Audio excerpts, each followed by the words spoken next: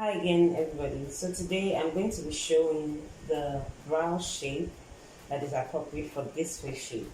Um, this face shape is called the square face shape. Now there are different face shapes all over the world, and I just cringe at makeup artists all over just basically doing the same brow shape for all face shapes. Now, experts have said that the most appropriate face shape is the oval face shape, and I'd kind of agree because the oval face shape has um, the features in sort of like perfect proportions, as it were.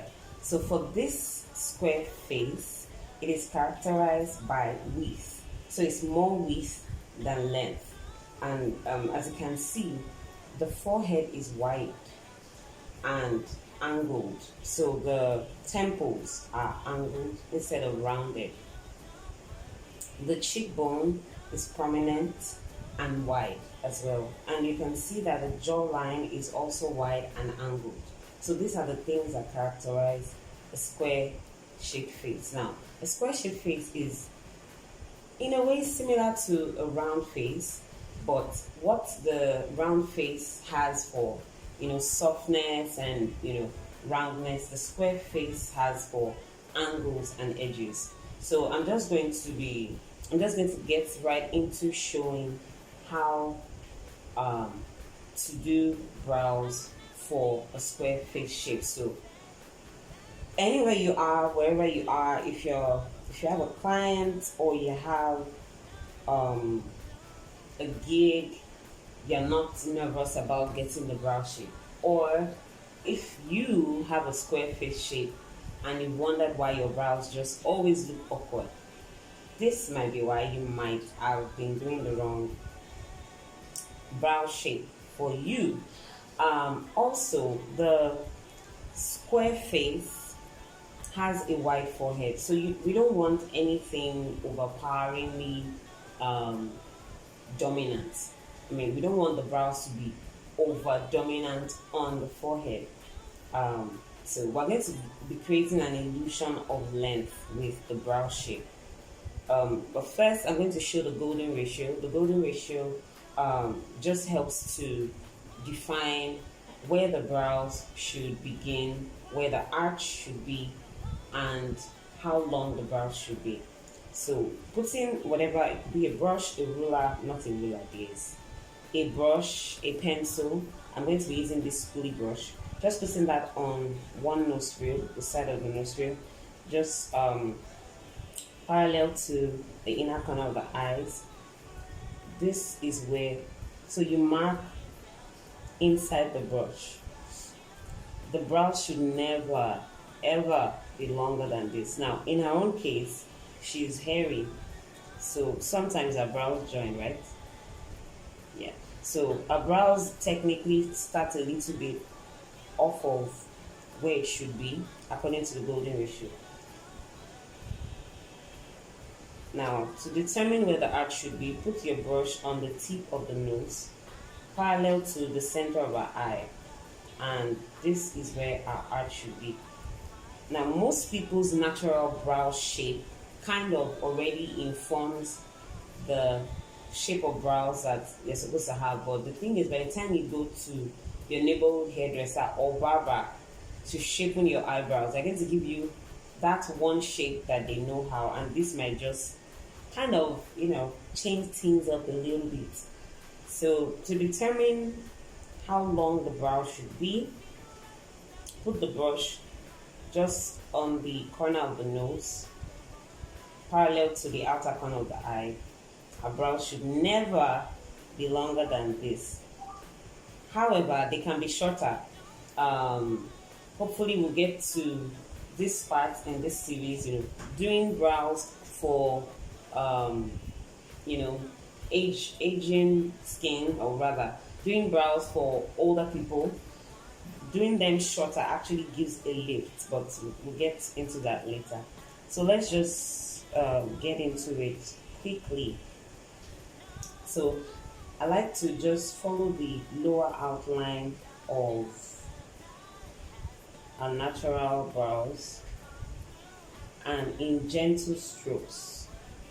If you can't get a straight line at once, do short strokes um, instead of trying to do a straight line and then having a wobbly line.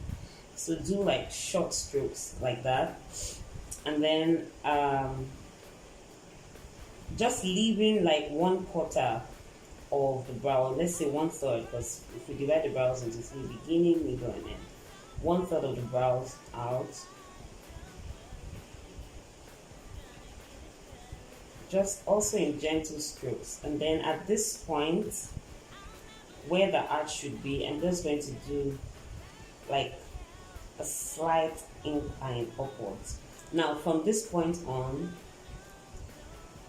we start to descend that line so it meets the first line in a thin finish. Whatever the case, from the point of the arch to the end, the brows must meet in a thin finish. Now,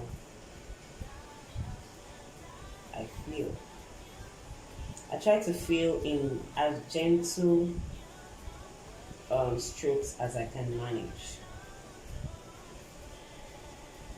And I personally just like to leave this beginning part to be the very last that I do.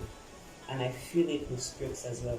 So even the outline of the top part of the brow, I feel with strokes as well. And then using your spoolie brush, you want to brush the lines that you've drawn so that it looks more natural. She's a dark skinned beauty, and so I went in with this marble brush a little darker than I would, like I made my outline a little darker than I would on myself using this same pencil because I wanted to show. So I'm just outlining the lines again, just because I kind of cleaned them off when I was doing when I was brushing with the spoon. So just looking at the brows already, looking at one side of her face, I'm just going to get something to cover. I mean, just looking, no, we have to show the YouTube. Looking at this side, we have an illusion of length, right? Compared to this side, where we can see that she has a square shaped face. This side.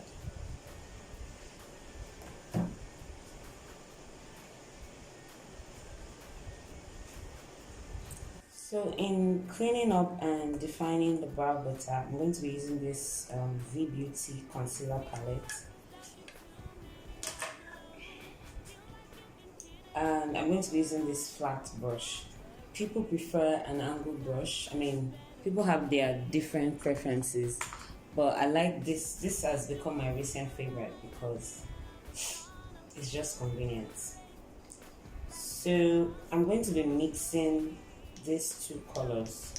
This will be too bright, this will be too bright, but with a little bit of this in this beige like tone, I think we're going to have a good mix. So I'm going to go and mix that. So I like to start from like halfway in, and it's advised that you keep your hands as steady as possible, almost like you're trying to draw a line, because otherwise the finishing would not be perfect.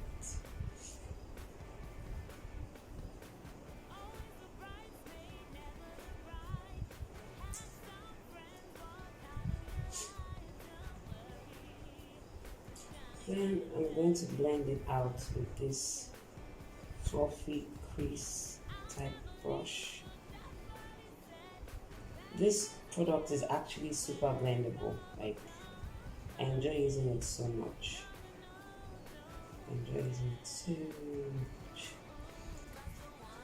Yeah, so I also don't like to leave the concealer on and then finish outline before blending. And I prefer to use little as possible. Now I'm going to take this dark shade to do the beginning part just to make it look more natural. Is either I use this or in a normal work situation, I'd either use this darker concealer or use her exact foundation color.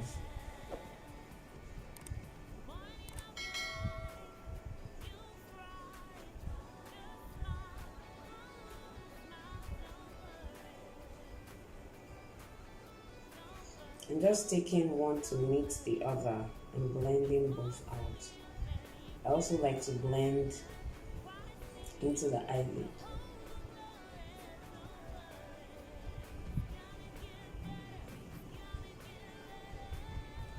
It's advised when you're working as a professional makeup artist, or even if you're doing this for yourself, that do a little at a time.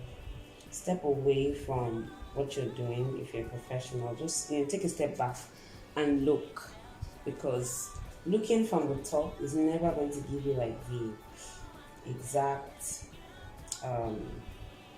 view, if I can use that word. So because this now is looking a little longer than I like, I'm just going to clean off it.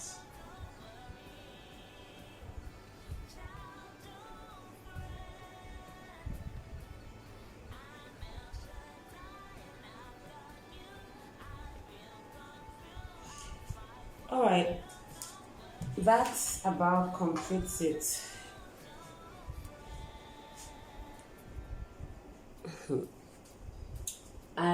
You can tell from one brow to the other that this brow shape is more appropriate, is perfect for her face shape. It gives her face that lift, opens up her eyes better as well. And it's not overly wide, it's just moderate, and it's the widest point is the beginning, and it tapers into a clean finish. You may wonder why I'm not doing the top. I really, in a normal work situation, I really prefer to just leave the top of the brow without highlighting it. So thank you so much for watching. This is a series, and you could please just go and find the other series on how to glam a square face shape. Thank you.